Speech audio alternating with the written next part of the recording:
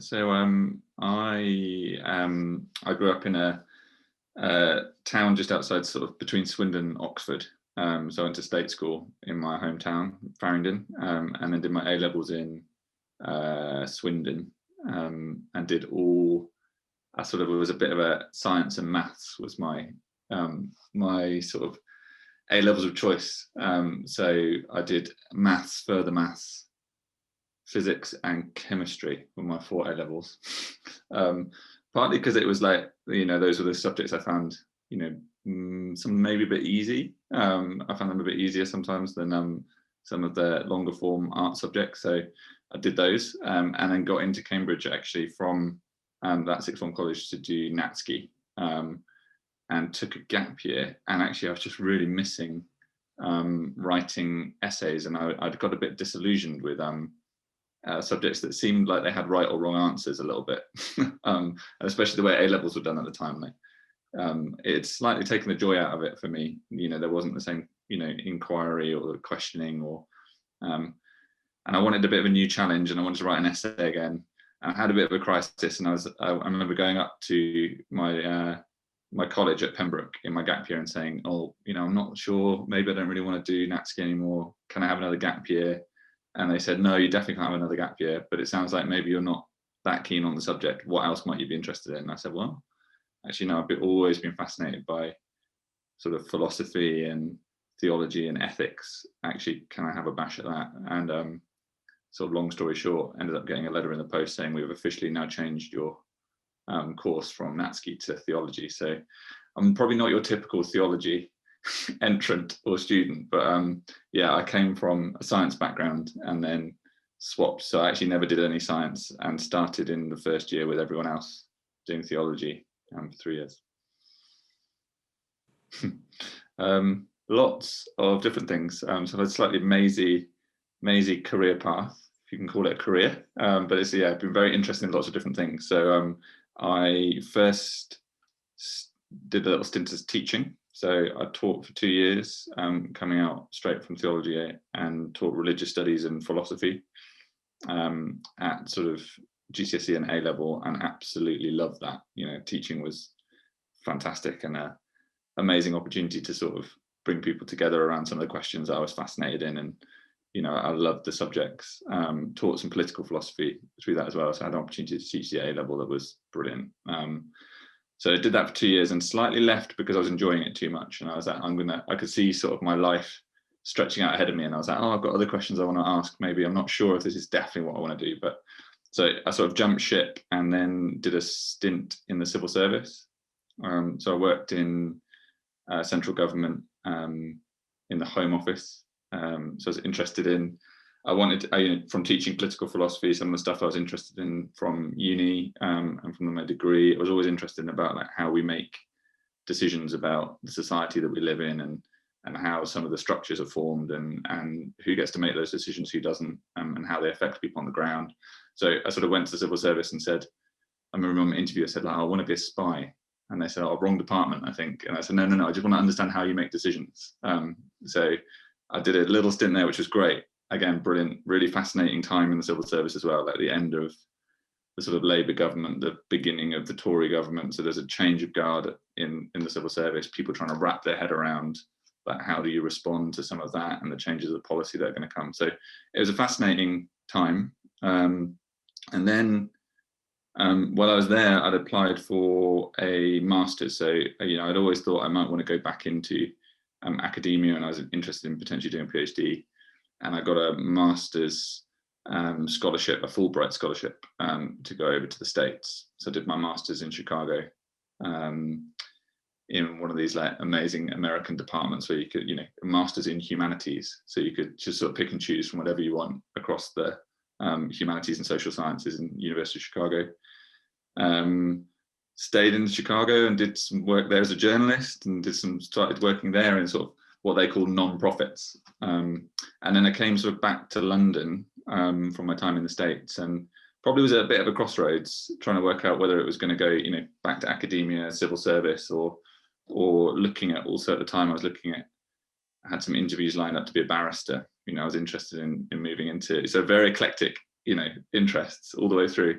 But I was interested in sort of legal and political philosophy, and that question about like how do we make decisions about society in different ways. And actually, I ended up Pembroke College had a charity that was always linked to it called Pembroke House.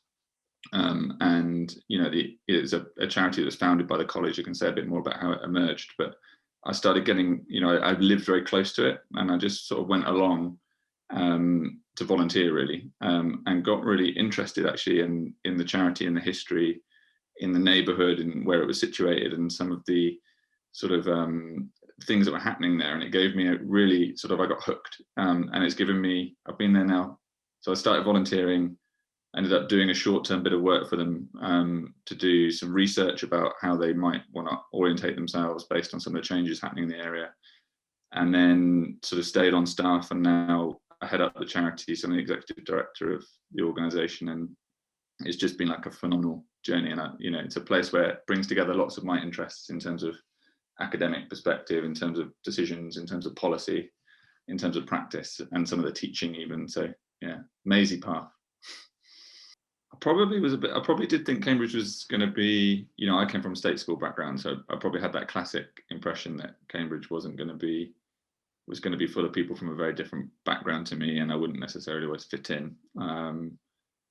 Maybe a bit intimidated by some of that, but that was blasted through really quickly. I mean, and I think Pembroke, college in particular, felt very much like a place where you couldn't tell who went to what background, and there were people from all walks of life, and very quickly, there was never really, I don't ever really remember it ever coming up, where you went to in your background.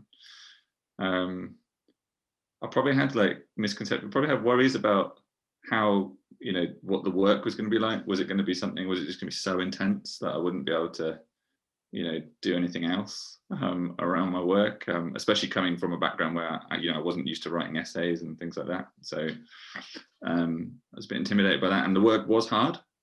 But how much you can pack into 8 weeks is crazy, isn't it? So how much you can, how much life you can have around the work, and that was brilliant. Getting involved in sports, getting involved in societies, getting involved, meeting friends from, that have stayed with me now for life.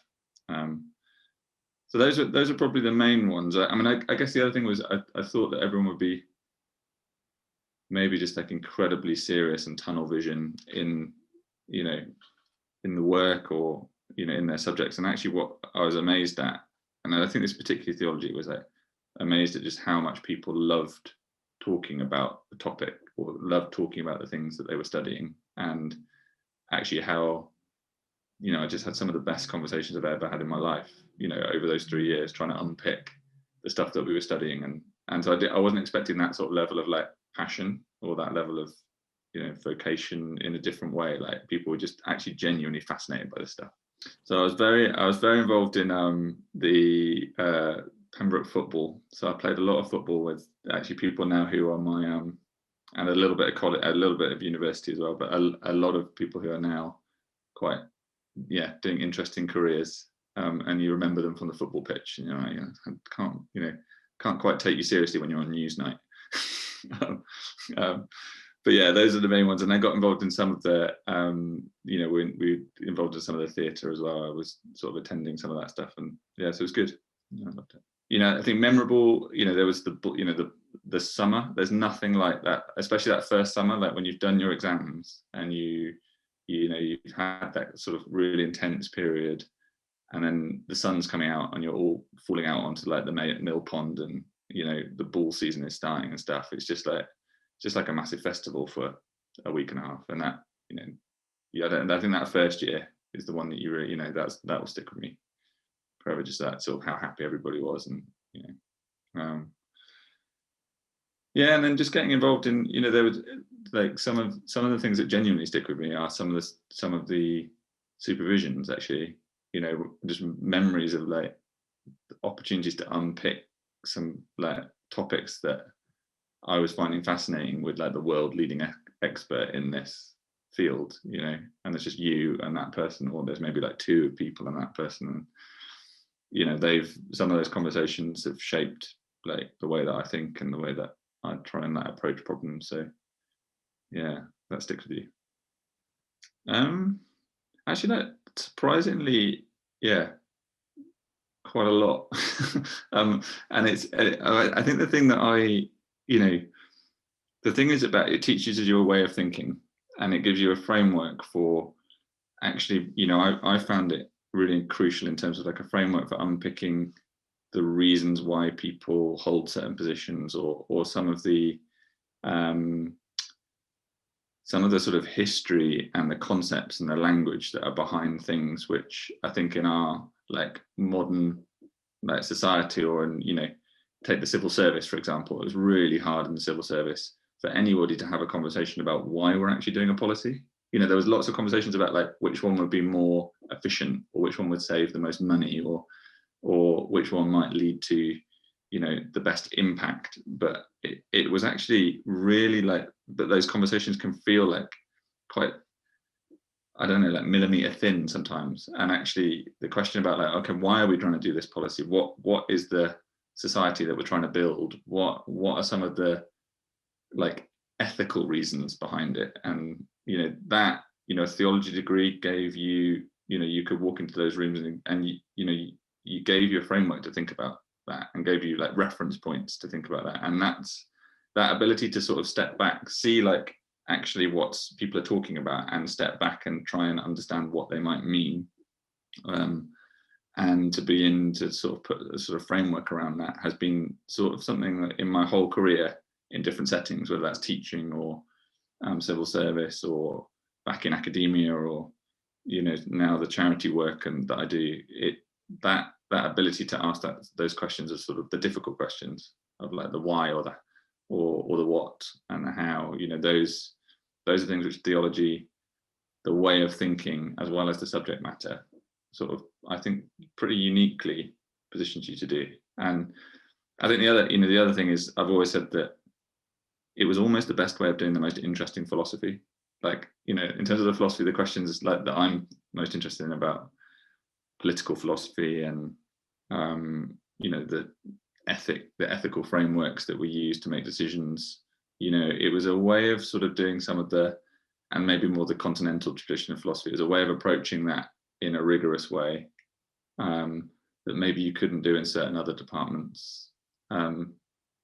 And actually theology gave you the best way of sort of approaching some of those traditions and some of those questions. So for me, yeah, it's put me in a really good like stead for in the way it's taught me to teach. And I've never had a problem. No one's ever said, oh, you did theology, and that's never been an issue. It's always been, they've always seen the degree, and they've always seen the background, and been, it seems to have opened doors.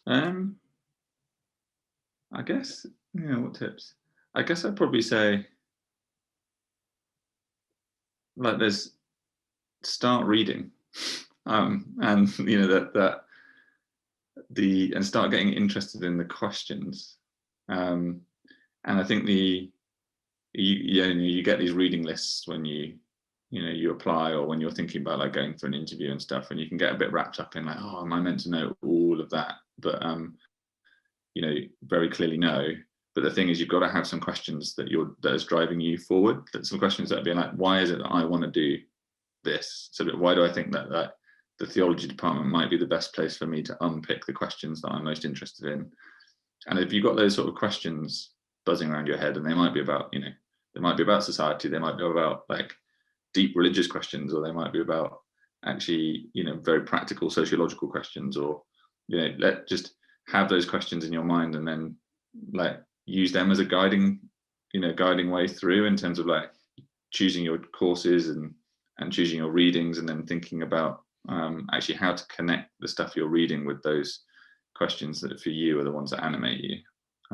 That was why I found theology like, and my mates used to joke about it like a lot, because I got, the other great thing about theology is you get to know all the people in the other colleges, because it's a small department. So, and we had that week, Greek week or whatever it was, when you join at the beginning and you do intensive, we did at our time anyway, we did some intensive language lessons before the rest of the universities there. So we knew all these people from across the college, from across the university.